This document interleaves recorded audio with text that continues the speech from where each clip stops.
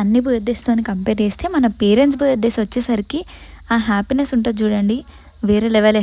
ఇక్కడ మా డాడీ కొన్న బర్త్డే షర్ట్ ఇంకా ప్యాంట్కి నేనైతే ఒక 10 పేర్స్ కొనొచ్చు. షర్ట్కి 1399 అంట, ప్యాంట్కి 1699 అంట. వామ్మో, ఈ మొగోళ్ళు కొనుక్కునే బట్టలతోని ఆడోళ్ళు అయితే ఒక చీర 2 చీరలు కొనొచ్చు. ఒక చీర ఏంది, మంచి చీరలు 2 కొనొచ్చు అనిపించింది. మా కన్నయ్యగాడు అందరూ మీకు తెలుసుగా, ఇంతకుముందు వ్లాగ్స్లో కూడా పెట్టేసిన నేను వాడి స్టంట్లు కేక్ కోసం. ఎవరైనా కరిగిపోవాల్సిందే వాడు చేసే స్టంట్ల కోసం. ఇంకా మేము కూడా కరిగిపోయి వానికి కేక్ పెట్టినాం, వాడు సైలెంట్ అయిపోయాడు.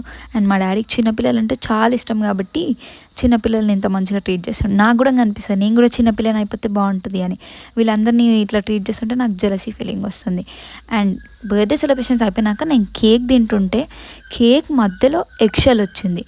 ఈ బేకరీ వాళ్ళు ఏందిరా నాయనా ఇట్లా చేసిర్రు అని అనిపించింది. ఈ దరిద్రం అంతా నాకే ఉంటుందా అని కూడా అనిపించింది. ఎంతకైనా మంచిది మీరు కూడా చూసి తినండి. బాయ్.